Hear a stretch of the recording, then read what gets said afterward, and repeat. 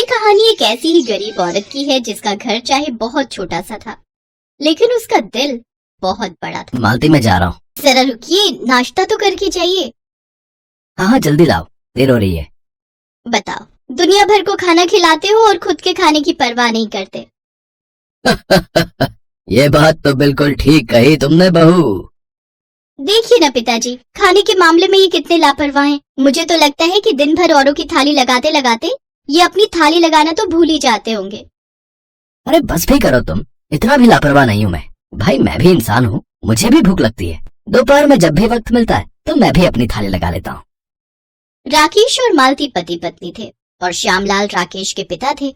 बूढ़े श्यामलाल का राकेश और मालती बहुत अच्छे से ख्याल रखते थे। राकेश शहर के एक चौराहे पर कढ़ी चावल का ठेला लगाता था और 30 रुपए प्लेट में सभी को भरपेट कढ़ी चावल खिलाता था। राकेश के हाथों में गजब का स्वाद था और वो बहुत ही मन से कढ़ी चावल बनाता था। इसीलिए हर रोज उसके ठेला शुरू करने से पहले ही लोग उसके ठेले पर आने लगते थे। फिर एक शाम, सुनिए, मुझे आपसे कुछ बात करनी थी। हाँ बोलो ना, क्या बात है? आपके ठेले पर इतने लोग खाने के लिए आते हैं, पर फिर भी हमें कुछ ज्यादा नहीं बचता। मुश्किल से एक प्लेट पर 4 या 5 रुपए ही बच पाते हैं। ऊपर से आप सबको बस 30 रुपए में भरपेट खिलाते हो। अब पता है, मैंने कल बाजार में बिल्कुल अपने जैसा एक ठेला देखा। वो आदमी पूरे 50 रुपए में बेच रहा था कढ़ी चावल, और वो बस एक बार खाने के। तो आपको नहीं लगता कि अब आपको भी अपना रेट बढ़ा देना चाहिए? तुमने वो 50 रुपए वाली कढ़ी चावल खाए थे क्या? ना बाबा ना, भूख तो लगी थी, पर इतने महंगे कढ़ी चावल कौन खाए। बस मिल गया ना तुम्हें तुम्हारी बात का जवाब। वो बिरजू इतने महंगे कढ़ी चावल देता है, जो एक बार उसके पास खा लेता है ना, फिर वो दोबारा उसके पास कभी नहीं जाता। और उनमें से ज्यादातर लोग मेरे पास ही आते हैं। और मैंने तो ये भी सुना है कि वो बिरजू तेल मसाला भी बहुत ही घटिया क्वालिटी का इस्तेमाल करता है। और देखो, हम तो सबसे बढ़िया क्वालिटी का तेल मसाला इस्तेमाल करते हैं भाई। हाँ, तभी तो कह रही हूँ कि कुछ पैसे बढ़ा लीजिए। लोगों को आपके हाथों का स्वाद पसंद है तो कोई दिक्कत नहीं आएगी। लोग आपके पास ही आएंगे खाने के लिए। मालती मेरी बात समझो, मैं ठेला लगाकर सिर्फ पैसे ही नहीं कमाता हूँ, बल्कि ये तो एक तरह की सेवा है कि लोग कम पैसों में भी मेरे ठेले पर आकर भरपेट खाना खा सकते हैं, समझी? और दूसरा ये कि अभी तो अपनी गाड़ी खींची रही है, जब लगेगा कि पैसे जेब से जाने लगे तो 5-10 रुपए बढ़ा लेंगे। उसमें क्या दिक्कत की बात है बताओ? राकेश की बात सुनकर मालती ने आगे कुछ नहीं कहा, क्योंकि कहीं न कहीं उसे भी राकेश की बात ठीक लगी। और फिर उसने दोबारा ये जिक्र राकेश से नहीं किया। सब कुछ ठीक ही चल रहा था, लेकिन फिर एक दिन अचानक कुछ ऐसा हुआ कि मालती पर मुसीबतों का पहाड़ टूट पड़ा। राकेश को अपने ठेले पर काम करते हुए अचानक ही दिल का दौरा पड़ा और वो वहीं बेहोश होकर जमीन पर गिर पड़ा। जैसे ये खबर मालती को लगी तो वो फौरन राकेश को लेकर अस्पताल पहुंची। मालती और श्यामलाल ने अपनी सारी जमा पूंजी राकेश के इलाज पर खर्च कर दी, लेकिन इसके बावजूद राकेश बच नहीं पाया। एक पल में ही सब कुछ बदल गया। अब घर का खर्च चलाने की जिम्मेदारी मालती पर आ गई थी। मालती को खाना बनाने के सिवाय और कोई काम नहीं आता था, और फिर राकेश का ठेला भी था ही, जिसे राकेश की जगह मालती संभालने लगी। और फिर दीदी, आप राकेश भैया की पत्नी हो क्या? हाँ भैया, बताइए क्या हुआ? नहीं कुछ नहीं, उनके बारे में सुनकर बड़ा दुख हुआ।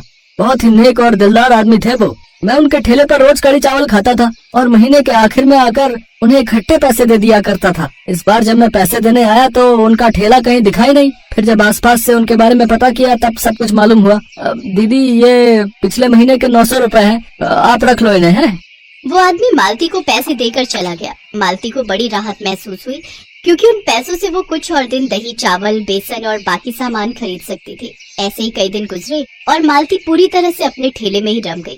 फिर एक दिन जब मालती अपने ठेले पर कढ़ी चावल बेच रही थी, तभी उसने देखा कि एक जवान लड़का सड़क की दूसरी तरफ पेड़ की छाया में बहुत देर से बैठा था, पर ना तो वो किसी का इंतजार कर रहा था और ना कहीं जा रहा था। मालती काम के बीच बीच में उसे देखती रही।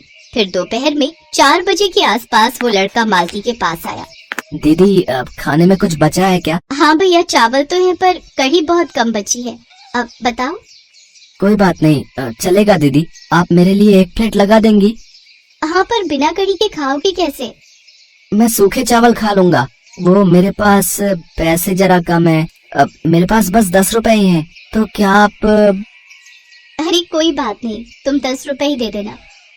मालती ने उस लड़के के लिए एक प्लेट में सूखे चावल निकाले और फिर ठेले के नीचे से अपना डिब्बा बाहर निकाला। उस डिब्बे में थोड़ी सी दाल थी जो मालती ने घर ले जाने के लिए बनाई थी। उस डिब्बे से आधी दाल निकालकर मालती ने उस लड़के को चावल के साथ खाने को दे दिए। उस लड़के को खाना खाते देख मालती को राकेश की याद आ गई और वो सोचने लगी कि अगर राकेश जिंदा होता तो उसे देखकर कितना खुश होता। ऐसे ही कई दिन गुजर गए और वो लड़का हर रोज मालती के ठेले पर शाम को आता और सबसे आखिर में जो कुछ भी बच जाता उसे खाकर ही अपना काम चला लेता और बदले में मालती को बस 10 रुपए ही दे पाता। असल में वो लड़का बहुत गरीब घर से था, इसीलिए मालती भी उसे कुछ नहीं कहती थी। ऐसे ही पूरा साल बीत गया और फिर एक दिन, अरे कहाँ रह गए थे मदन? ये लो आज पालक पनीर और चावल बनाए हैं। घर में पूजा थी ना तो पंडित जी के लिए बनाए थे, तुम्हारे लिए भी लेकर आई हूँ और इसके पैसे देने की जरूरत नहीं है, समझे? ये दीदी के घर का खाना है, ठेले का नहीं। मालती की बात पर मदन जोर जोर से हंसने लगा।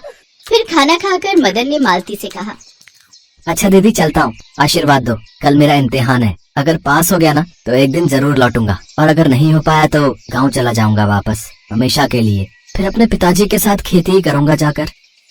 अरे ऐसा क्यों बोलते हो? देखना तुम जरूर अच्छे नंबरों से पास हो जाओगे। जाओ खुश रहो।